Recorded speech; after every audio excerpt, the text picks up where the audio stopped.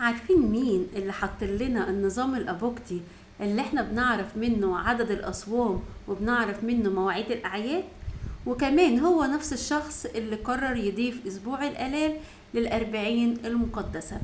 مش بس كده، ده بعت النظام ده لكنايس روما وأنطاكيا وأورشليم وأعجبوا بالنظام ده، وكمان هم مشيوا عليه. الشخص ده هو القديس يوليانوس البطرك رقم 11. تعالوا نعرف قصته مع بعض. القديس يوليانوس كان شخص بسيط جدا وأمي، يعني مش بيعرف يقرأ ولا يكتب، وكان عايش في إحدى قرى مراكز محافظة بني سويف اللي هي إهناسيا. سافر اسكندرية، كان متزوج وكان عايش حياة بتولية كاملة مع زوجته. لما سافر اسكندرية كان بيشتغل فلاح في إحدى الجناين بتاعة الكروم اللي هو العنب. التوقيت ده كان أيام البطرك ديمتريوس البطرك رقم 12.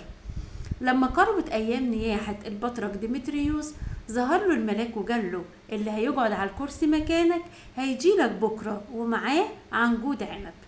صحي البابا وحكى لكل اللي حواليه على الرؤية اللي شافها، وبالفعل جاله تاني يوم شخص ومعاه عنقود عنب في غير أوانه اللي هو القديس يوليانوس. فمسكوا كده البطرك ديمتريوس وصلى عليه وقال له انت اللي هتمسك مكاني البطريركية.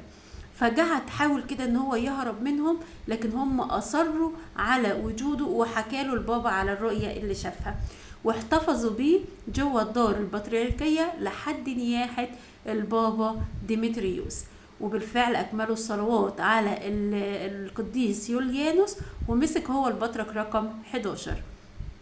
ربنا كان عطيله حكمة ان هو يعرف الشخص اللي يستحق التناول والشخص الذي لا يستحق، وكان كمان بيبكت الشعب على خطاياه.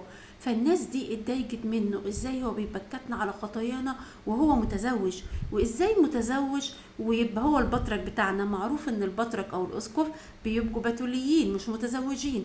فكانوا متضايقين منه جدا.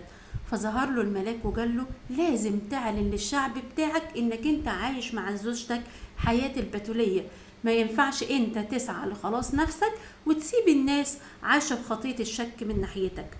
فتاني يوم صلى القداس الالهي، وبعد ما صلى القداس امر الناس ان هم محدش يطلع بره الكنيسة، يفضلوا موجودين جوه الكنيسة.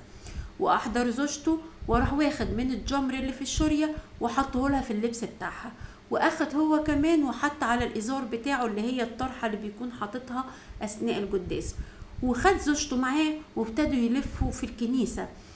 ولا لبسه اتحرج ولا لبس زوجته اتحرج. وبعد كده بعد ما لف في الكنيسة راح قال لهم انا عايش مع زوجتي حياة بتولية كاملة، انا ما عشتش مع زوجتي حياة المتزوجين ابدا، وانا نازر بتوليتي وهي نازرة بتوليتها للرب يسوع.